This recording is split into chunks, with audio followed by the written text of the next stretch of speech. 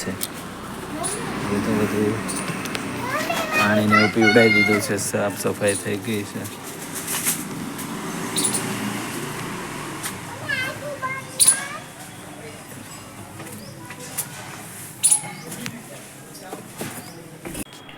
Hello મિત્રો, તો આજનો આપણો ટૉપિક છે ગરીબીમાંથી બહાર નીકળવું. મિત્રો, તમારી પરિસ્થિતિ આજે ગમે તે હોય, તમે ગમે એટલા દુઃખી હોય, ગરીબ હોય, એમાંથી બહાર નીકળવું હશે ને તો તમારે મહેનત કરવી પડશે. દિવસ રાત એક કરવો પડશે, ત્યારે તમે એમાંથી બહાર નીકળશો. તમારે સારી લાઈફસ્ટાઈલ જીવી હશે ને તો તમારે મહેનત તો કરવી પડશે. અને જો તમે એકવાર મહેનત કરો છો ને તો ફળ તો ઉપરવાળો આપે જ છે. પણ આપણે શું કરીએ છીએ કે એની એ પરિસ્થિતિને બસ પરિસ્થિતિને દોષ આપી દઈએ, ભૂતકાળને દોષ આપી દઈએ, મા બાપને દોષ આપી દઈએ, બધાને દોષ આપી દઈએ, પણ પોતે કાંઈ ના કરે.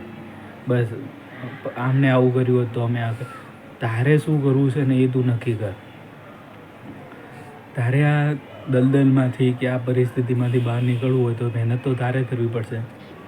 આપણે એવું કેમ વિચારીએ છીએ કે આપણા બાપ દાદા જ બધું કરી દે આપણને? આપણે જાતે પણ નવો રસ્તો કંડારી શકીએ છીએ ને, જેથી તમારી આજથી 2-3 પેઢી જોશે તો કહેશે કે અમારા દાદાએ આવું કરી ગયા હતા. અને મિત્રો, મહેનત કરશો ને તો બહાર નીકળશો. બાકી તમે એ જ વિચારસરણી અથવા ત્યાં પડ્યા રહેશો, નેગેટિવ વિચાર કરશો તો તમે કોઈ પરિસ્થિતિમાંથી બહાર નહીં નીકળી શકો. એટલે બને ત્યાં સુધી જલ્દીમાં જલ્દી મહેનત શરૂ કરી દો, સખત મહેનત કરો અને મોટા સપના રાખો. મોટા સપના રાખશો ને તો તમને મહેનત પણ મોટી કરશો, વધુ મહેનત કરશો અને તો જ તમે તમારી સ્થિતિમાંથી બહાર નીકળી શકશો. તો તમારું શું કહેવું છે આ બાબતે? કમેન્ટ.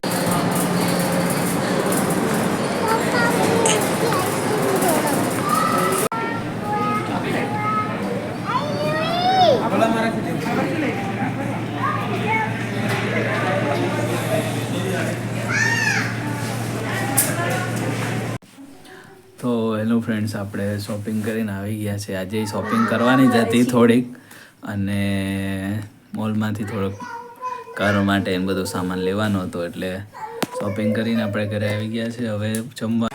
હેલો ફ્રેન્ડ્સ, તો સાંજના 8 વાગી ગયા છે રાતના. તો આપણે જમવા બેસી ગયા છે. આજે જમવામાં છે ગાંઠિયાનું શાક, દૂધ, બાજરી. આઈ હોપ કે તમને આજનો વિડીયો ગમ્યો હશે. જો ગમ્યો હોય તો લાઈક કરો, શેર કરો, કમેન્ટ કરો અને હજી સુધી આપણી ચેનલને સબસ્ક્રાઈબ ના કરી તો જલ્દીથી સબસ્ક્રાઈબ કરી દેજો. ત્યાં સુધી ગુડ નાઇટ, જય શ્રી કૃષ્ણ.